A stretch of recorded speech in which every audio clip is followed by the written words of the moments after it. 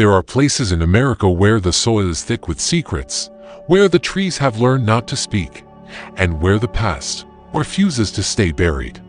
Those were the final words of Dr. Elliot Marston before he disappeared in 1973, standing at the edge of what locals call Hallowick Hollow, a decaying stretch of land in the western hills of Pennsylvania, where no birds sing and no children dare play. For most Americans, the name Hallowick means nothing. It never made the history books. You won't find it on modern maps. And yet, for those who know what to look for, the story of the Hallowick family is not just a tale of madness and blood. It's a study in how horror can hide in plain sight, dressed in the robes of faith and the mask of progress. The roots of the Hallowick family go back to 1765, when Silas Hallowick arrived from Gloucestershire, England, bringing with him not only wealth and slaves but also an unsettling reputation. It's said that back in his homeland, Silas had been excommunicated from the Anglican Church for what was cryptically recorded as spiritual perversions and ritualistic trespasses upon the body. No charges were ever formally brought, but rumors clung to his name like mildew on old stone. When he landed in Philadelphia, he spoke of new beginnings, but the soil he purchased, miles inland in what was then the frontier, was already stained. The Lenape had long avoided the valley he chose, believing it to be the site of old and dark spirits. The trees there grew twisted. The animals avoided the clearing. Yet Silas Hallowick saw opportunity. He called it Sanctum Arborum, the sanctuary of trees. There, he built a sprawling wooden manor atop a mound of earth that locals said had once been an indigenous burial ground.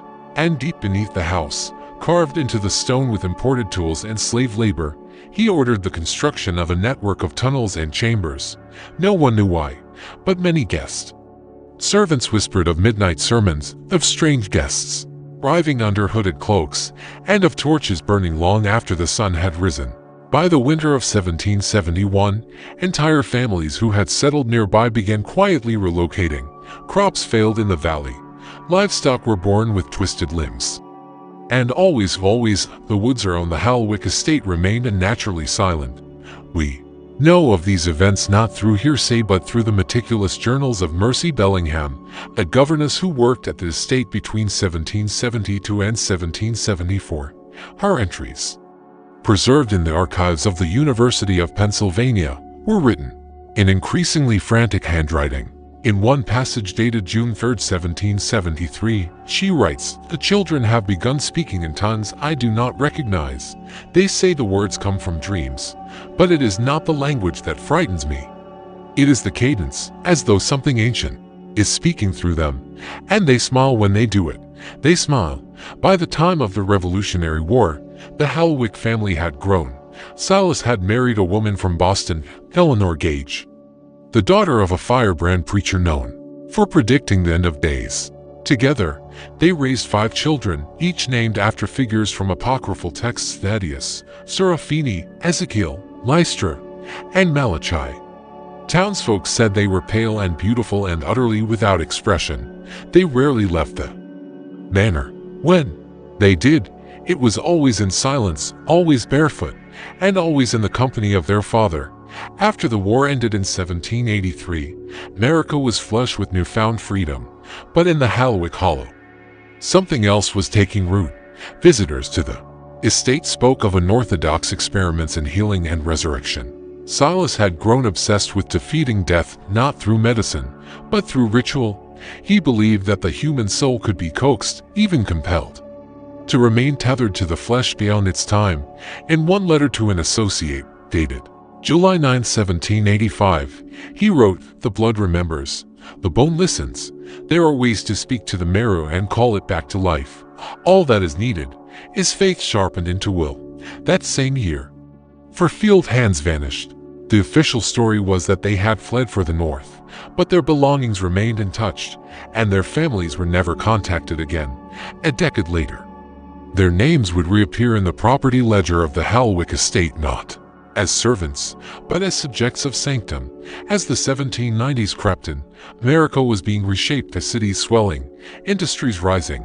But in the secluded reaches of Pennsylvania, the Hallowicks were building something else entirely.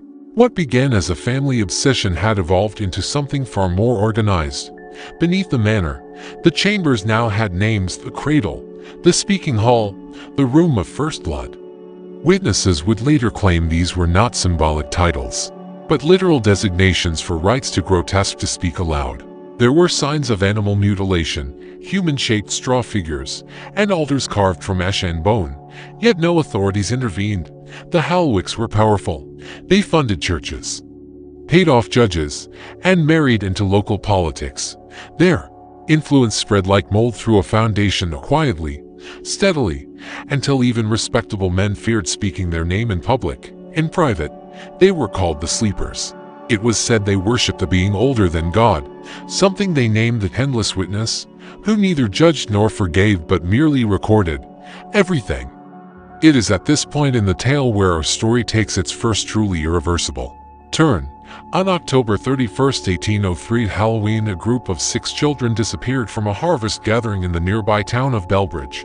Their bodies were never found, but one girl, Margaret Lane, reappeared 3 days later at the edge of the Hallowick woods. She was naked, covered in ash. Her eyes had been sewn shut with coarse black thread, and yet she was alive. Margaret would never speak again, not in words, but in her room at Belbridge Infirmary. She would hum a low, droning sound that matched a melody recorded decades earlier in one of the Hallowick journals. The tune had no name, but the entry beside it read, "This is the sound that calls them to the table." That incident would never be linked to the Hallowick family in any court of law, but in Belbridge and the surrounding counties, the whispers returned. Locals began scrawling symbols on their doors, protective runes passed down from older faiths. Travelers avoided the road that passed near Hallowick Hollow, and still from the manor, smoke rose at night, always black, always thick, and always silent. You see, this is not a ghost story in the traditional sense. It's not about rattling chains or slamming doors. It's about control, about legacy, about the way certain families dig into the spine of a nation and refuse to let go even when their bones rot and their names fade. The Hallowicks understood something most of us don't, that to truly escape judgment, you must become the one writing the record. And they were writing, always writing, in blood, in shadow, in silence. The first official investigation into the Hallowick estate came not from local authorities, but from a young newspaper man named Caleb Dorr. He worked for the Pittsburgh American Ledger, a small but ambitious paper eager to expose corruption in the Commonwealth. In the spring of 1804, he arrived in Belbridge after hearing rumors of pagan rituals, missing children, and unnatural sounds rising from the valley. What he expected to find were frightened villagers and exaggerated tales. What he found instead were people who refused to speak at all. Caleb wrote in his notes that the townspeople averted their eyes whenever the word Hallowick was uttered. One man, a barkeep with half a jaw, is said to have muttered only one phrase before retreating into silence. They breathed through the soil now. Caleb pressed further. He tried to interview the local pastor. The man locked the door and refused to come out. He tried to speak to the sheriff. The sheriff told him that if he valued his spine, he'd get on the next coach west. But Caleb didn't leave. He was young. He was hungry for the truth. And more than anything, he wanted to prove the story was real. So, he went to the estate. It was April 19, 1804, when he crossed the tree line into Hallowick Hollow. We know this date because of the journal he kept, recovered years later in a waterlogged chest near the edge of the estate. The entries began clear, detailed, and precise. He described the path winding through dense trees, the strange symbols carved into trunks, and the overwhelming smell of wet copper in the air. But as the pages go on, his words begin to blur, not just physically, but emotionally. "The birds do not sing here," he wrote. "I thought it was a superstition, but now, standing beneath these branches, I realize it's not that they don't sing, it's that they don't exist." Caleb described the manor as alive, with wood that pulsed faintly under his touch, and windows that appeared to breathe with condensation from the inside. Despite the spring air, he saw no servants, no guards, no family, and yet he felt watched. Every hallway echoed with steps he didn't take. Every corner turned seemed already known to someone unseen. At the end of one hall, he found a mirror that showed not his reflection, but a room made of stone where a figure stood motionless, robed in black. Its face hidden beneath a veil of what appeared to be preserved skin. His final entry was just, "For words, they know I'm here." Caleb Dorr was never seen again. 3 months later, his editor received a bundle wrapped in oiled cloth. Inside were fragments of Caleb's journal. A lock of hair that matched his, and a bone too long to be a finger, too slender to be a leg. There was no return address, no fingerprints, no clue. Still, the ledger published what it had, and for the first time, the Hallowick name reached the eyes of people who had never heard it before: scholars, priests, occultists, and a group of religious investigators from the Southern Methodist Convention, who had begun tracking what they called unholy patterns of devotion. They had already documented strange cults in Massachusetts, Louisiana, and parts of the Appalachian Mountains, but what they found in Belbridge frightened even them, the oldest among them. Reverend Josiah Hemsley declared that the Hallowick family represented not heresy, but something worse: inversion. They do not worship Satan, he said. They do not worship God. They worship reversal, the undoing of spirit, body, and name. They walk backward into eternity. The church sent emissaries to meet with the Pennsylvania governor. Petitions were filed, and by 1806, a formal request was issued for a full judicial inquiry into the activities at the Hallowick estate. The family, however, refused to comply. Letters went unanswered. Couriers disappeared, and when a state-appointed marshal attempted to enter the grounds, he returned with half his hair turned white, babbling about tunnels with no end and mouths in the earth that whispered his dead mother's name. Then came the fire. On December 13, 1806, flames were spotted rising from the manor. Witnesses from Belbridge saw them from 10 miles away, black and oily and unnaturally still. The fire barely flickered, but rose in thick columns, as though it was being poured upward by invisible hands. By morning, the manor was gone, reduced to ash and bone, but there were no bodies, not of the family, not of the servants, not even a trace of who had started the blaze. The only thing found in the ruins was a large stone slab, scorched and cracked, carved with an inscription that made no sense to the investigators but chilled every person who read it. What we bury, we bless. What we bless, we bind. What we bind, we become. Despite the public outcry, no further action was taken. Without the family, without survivors, without a clear legal pathway, the inquiry dissolved. The Hallowick land was seized by the state, but no one would buy it. Surveyors refused to enter. Roads leading to the hollow were quietly rerouted. Maps were updated to show the area as federally restricted, but the story did not die in the decades that followed. Children continued to vanish near the region. Travelers spoke of hearing voices beneath their feet when camping near the edge of the valley. Hunters described deer born with double jaws. A church was built in nearby Woodpine in 1820 and it burned down a year later on the anniversary of the manor's destruction. The only thing left standing was a stone altar in the basement, blackened but unbroken. And then, in 1841, a boy named Thomas Baird was found wandering the woods in Belbridge. He had been missing for 4 days. He was 9 years old. When questioned, he claimed he had spent his time in the house beneath the house, playing with children who didn't have names. When asked to describe them, he said, "They didn't talk like people. They talked like trees." That same year, a string of disappearances occurred across Pennsylvania, always on the 13th of the month.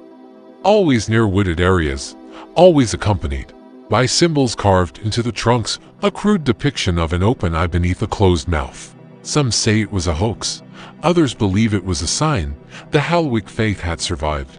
And what if it had? What if the family never died in that fire? What if the blaze was not destruction, but transformation? A final ritual, a leaving behind of flesh, a crossing into whatever waited below.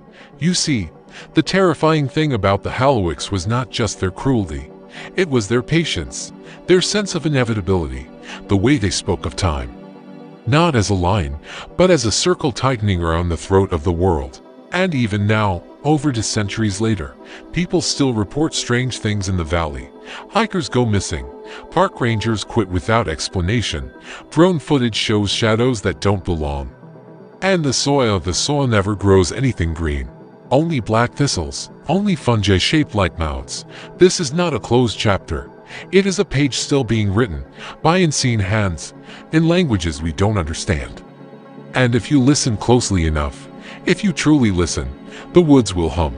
The same tune Margaret Lane hummed so many years ago, the sound that calls them to the table. Asterisk by the dawn of the Civil War, the Hallowick name had nearly vanished from written records. Their estate was gone, their family tree scattered and obscured, and no trace of living descendants could be verified. But just because something is absent from a page doesn't mean it ceases to exist. In fact, some horrors only begin to flourish in darkness. It was 1863 when Dr. Emery Castell, a field medic working along the Mason-Dixon line, found something buried inside the coat of a Union soldier who died during the Battle of Gettysburg. It wasn't a letter, it wasn't orders, it was a page, torn and charred at the edges. And in an archaic hand, the ink was brown to brown and sticky to the touch. Across the top was scrawled a phrase, Litany for the Hollow King. The rest of the page contained symbols, Latin fragments, and something that resembled a psalm but twisted a hymn to something watching from beneath the roots of the world. Dr. Castell sent the page to the Philadelphia Academy of Sciences for examination. He expected a reply. He got silence. 2 weeks later, the head archivist of the academy was found dead in his study, wrists torn open, eyes burned out with a candle flame, and that same page pinned to his chest with a knitting needle. It was written again in his own hand, with one additional line, "We are called to descend, not ascend." Authorities chalked it up to madness, war fatigue, delusion, but some recognized the signs, especially one man, Professor Elias Northrop, an expert in early American religious movements. He had spent decades studying the disappearance of fringe sects and unrecorded cults in the Appalachian region.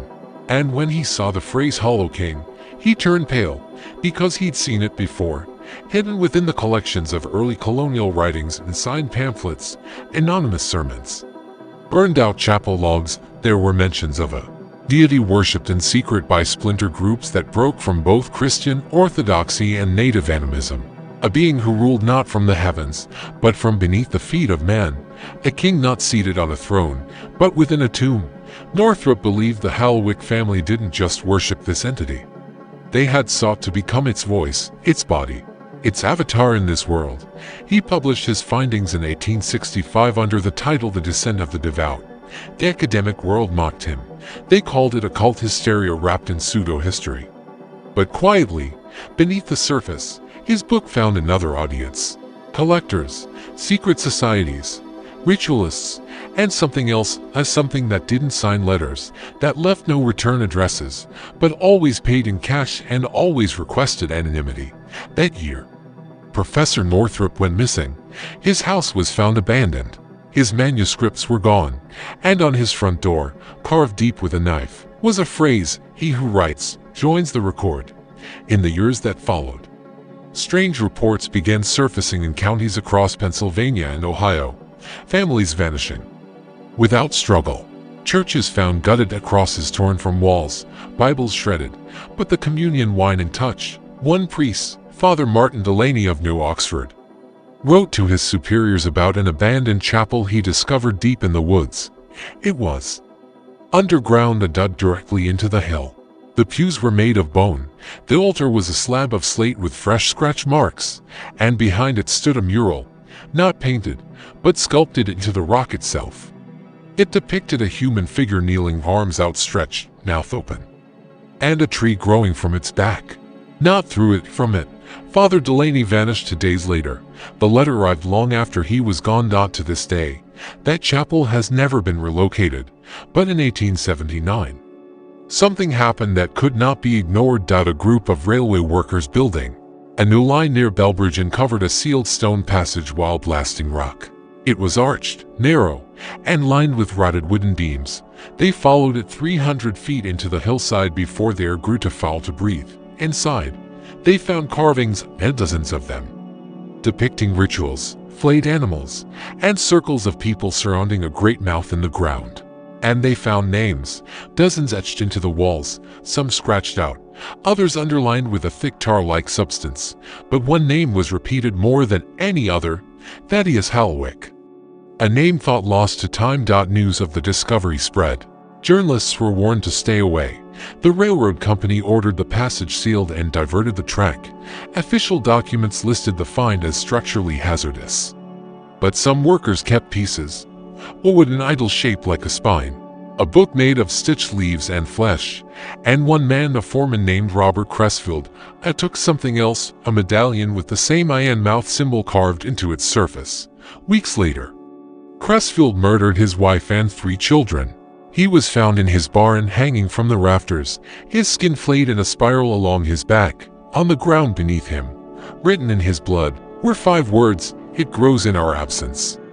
The medallion was never found. By now, local legend had fused into something deeper, a myth. A curse, a warning. Children were told to never speak the name Hallowick aloud after dark. Teenagers dared each other to walk the forest path and knock once on an invisible door. Some came back crying, others didn't come back at all. And when they did, they didn't remember where they'd been, or worse, they remembered too much. There was one case in 1885 involving a woman named Lydia Malloy, a schoolteacher in Fayette County.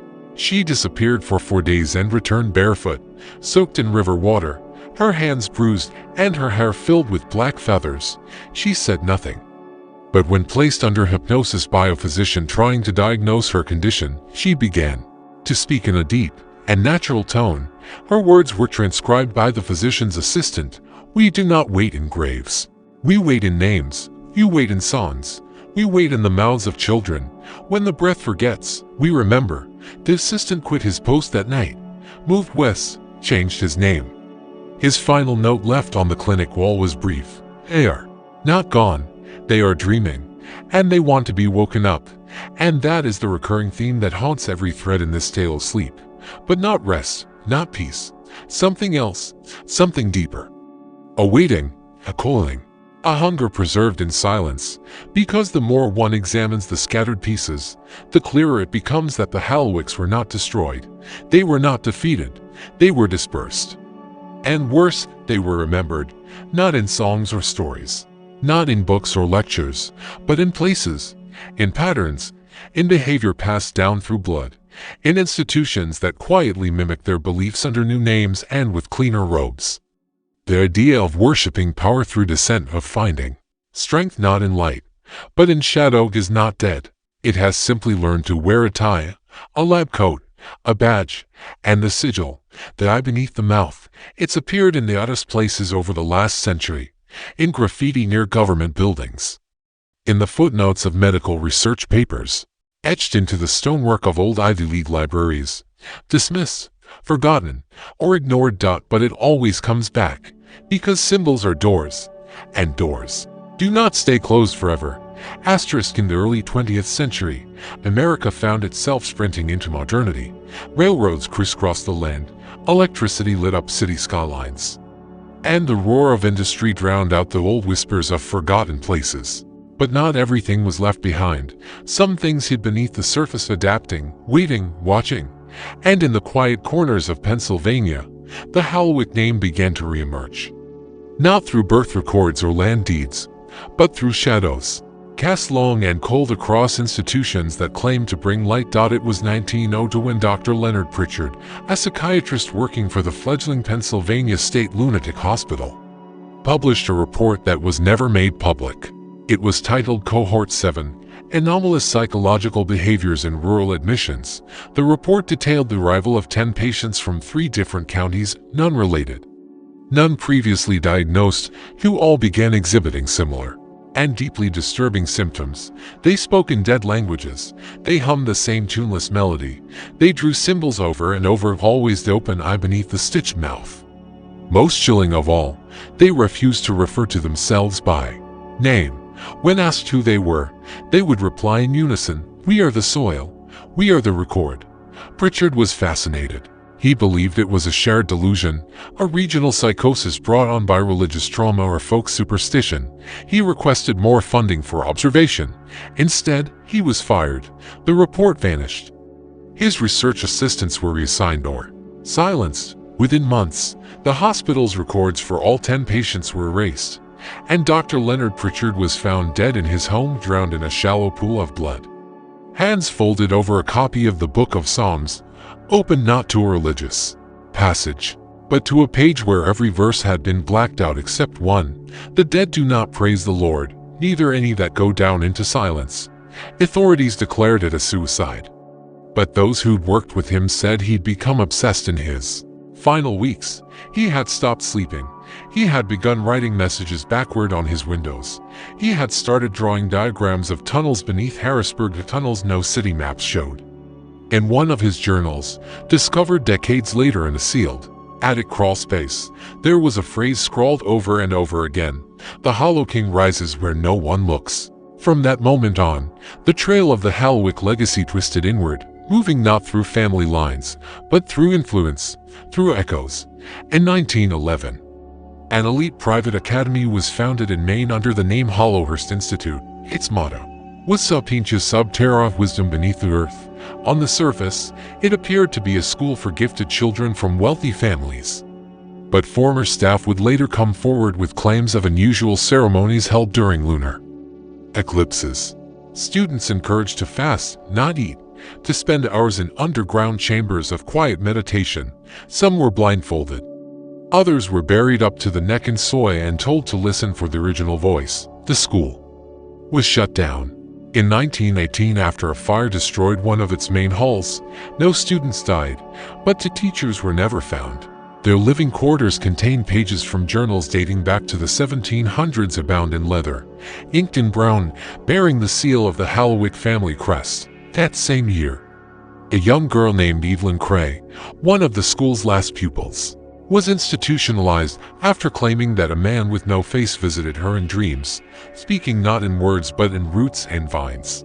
She scratched the same sigil, the open eye and closed mouth, into her arms until she could no longer move her fingers. Her last words before falling into a permanent catatonia were whispered into the ear of her nurse: "He is writing now. In your skin." By the 1930s, the United States had more to fear than rural cults. The Depression swept across the land. Dust storms choked the air. Cities overflowed with the desperate and hungry. And once again, when the nation stopped paying attention, the signs began to reappear. In 1937, an abandoned church was discovered in the forest outside Altoona, hidden beneath a cave system, unearthed by heavy rains. Inside were pews made of petrified wood, arranged in a spiral, all facing downward toward a gaping hole in the stone floor. Around it were carvings, not in English, not in Latin, but in a hybrid of early Welsh and Algonquian. The translation was rough, but one phrase stood out again and again: "We kneel not to ask, but to bind." Archaeologists studying the site claimed it was pre-colonial. Anthropologists said it couldn't be. The architecture was too deliberate, the materials too modern. But one professor of comparative theology, Dr. Helene Ashcroft, published a private paper suggesting the site was the continuation of an underground devotional lineage that had mimicked and mirrored organized religion throughout American history. In her words, "There are those who do not seek heaven, nor fear hell. They seek the third place, the hollow beneath judgment, the place where the record is kept, the place where shame is rewritten into purpose." 3 months later, she died in a car accident. Brakes cut, no suspects. The years kept rolling on. World War II came and went, but the echoes stayed. In 1952, the FBI launched a covert investigation into a series of unexplained disappearances near Coldwater Falls, Pennsylvania. All 11 victims were last seen hiking alone, all on the 13th day of the month, all near dense thickets of forest growth. When investigators searched the last known location of the most recent victim, a young college student named Dana Wells, they found her journal tucked beneath a rock. The last entry was a single sentence: "There are stairs beneath the river." The ground beneath her body had been disturbed, dug up, and not by animals. The hole was circular, perfect. And beneath the soil, the agents found stone, carved into. It was the symbol, always the symbol. The case was classified and closed. Publicly, her body was never recovered. But what is most unsettling, most haunting, is that in every account, every file, every journal, there is a cold consistency. The rituals, the language, the iconography, all unchanged across centuries, across families, across continents. The Hallowick family may have burned, may have vanished, but their design remained untouched. This is not the story of a cursed bloodline. This is the story of a blueprint, a structure of belief buried so deep into the marrow of our culture, our medicine, our education, our rituals that we stopped noticing. Or perhaps we were taught not to notice. And now, standing here, over 150 years since the fire at Hallowick Hollow, people still disappear in those woods. Strange flowers bloom from the dirt of black, vein-like petals that die if removed from the soil. Locals speak of hearing voices beneath the ground, especially after rain, and every so often, a child is born in the region, unable to speak, yet able to hum that same old tune. The one no one taught them. The one no one should know, because music, like blood, carries memory. And memory, when shared, becomes a summons. There are certain truths that cannot be hidden, only delayed. Like roots growing beneath a house, they spread silently, warping the foundation until one day, the floor gives way. And all that's left is the fall. By the 1970s, America was undergoing another transformation, the aftershocks of the Vietnam War, the unraveling of trust in government, and the rise of the counterculture movement had left people searching for meaning in every shadow. It was during this time that the Hallowick name resurfaced, not through a body, not through a place, but through a pattern. In 1973, a young professor named Dr. Elliot Marston from Columbia University published a thesis titled The Hollow Faith: Religious Nihilism in Post-Colonial America. In it, he referenced an unnamed family that had, over 100 years earlier, intentionally divorced themselves from both God and devil to create a system of power rooted in memory and silence. His language was academic, cold, but his sources were anything but. Dr. Marston had been investigating strange disappearances around central Pennsylvania. He had interviewed dozens of locals, studied county records, scoured mental hospital admissions, and followed a trail of obscure references found in private letters, museum storage boxes, and forgotten library logs. All of them pointed toward the same hollow, Hallowick Hollow. He went there once, just once, October 1973. He never came back. 3 days later, his car was found at the edge of a ravine. He's still in the ignition, headlights drained, the interior spotless except for a single tape recorder left on the passenger seat. It had no tape inside, but written on the label was a word in faded red ink: witness. Marston's disappearance was ruled accidental, but his colleagues knew something wasn't right. His apartment was raided days after he vanished, not by police, but by men claiming to be from an unnamed federal agency. They took his research, his books, even his furniture. One neighbor said they even removed the light bulbs, erased every trace, all but one. A copy of his thesis survived, buried in the archives of a university that has since denied it ever existed. And in that thesis, on page 237, is the most haunting passage: there is no heaven, there is no hell, there is only the record and those who write it. The Hallowicks were not worshippers.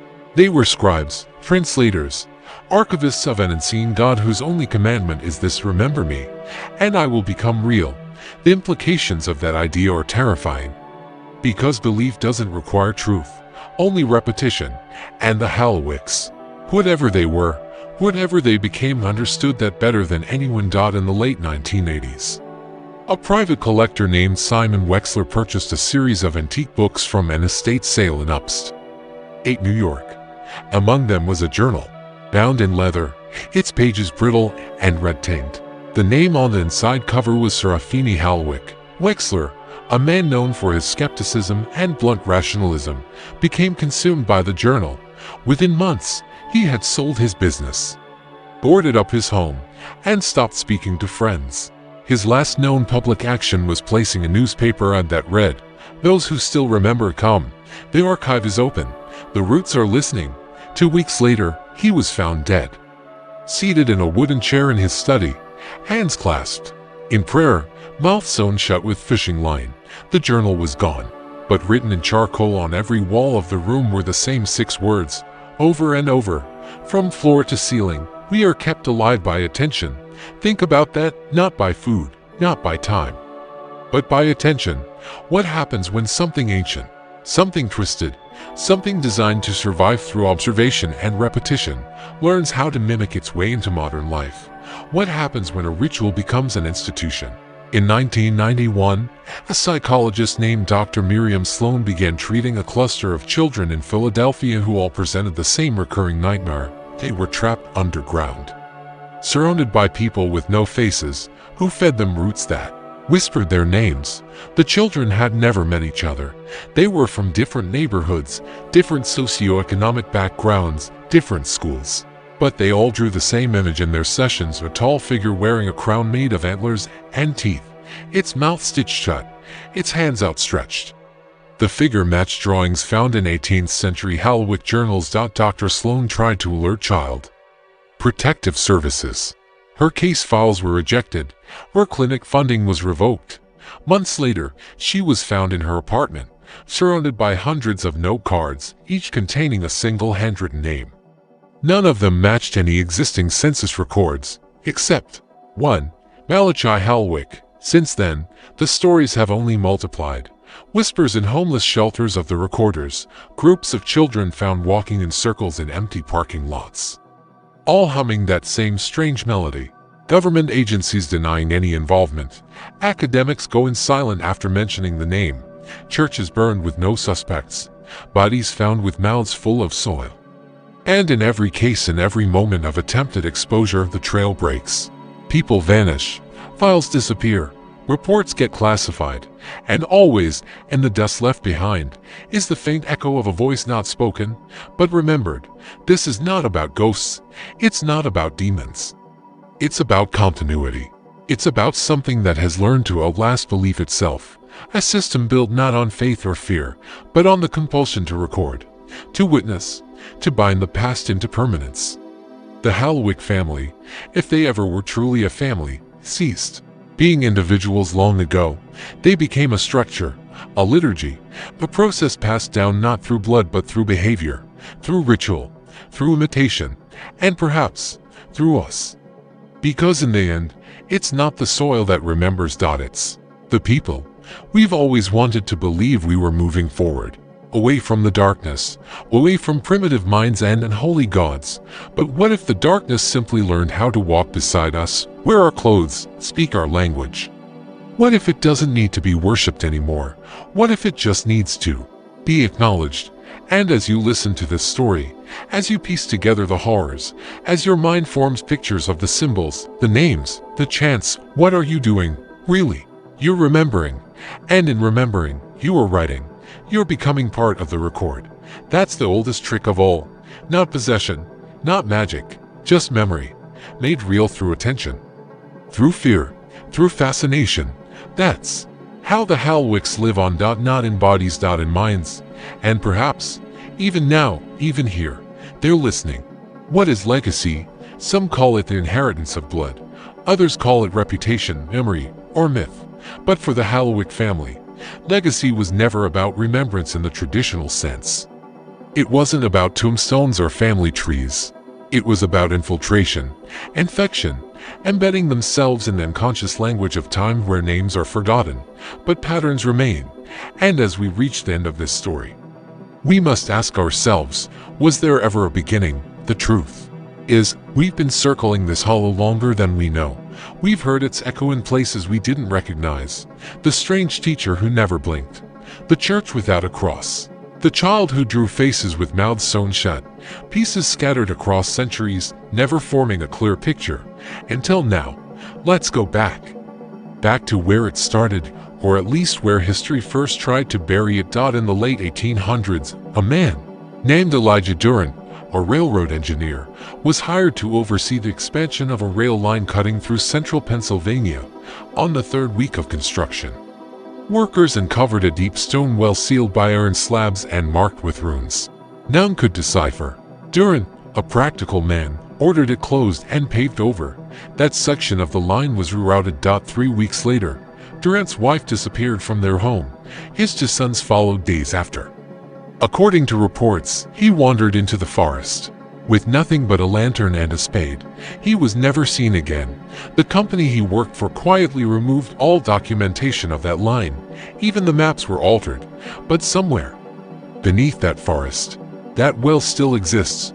Fast forward to 2004, a group of amateur urban explorers, young, curious, thrill-seeking, uploaded a video titled The Hollow PT, one to a now-defunct forum. It showed them walking through an abandoned school, said to be located near the border of Hallowick land. The footage was grainy, filled with static, but one detail stood out. On the chalkboard in the main classroom, someone had written in childlike scrawl, "Tell their names. Say them slow, or they'll whisper yours below." The explorers never uploaded a part 2. All 5 members were reported missing within a month. One of their cameras was found hanging from a tree, lens pointing downward into a pit of black soil.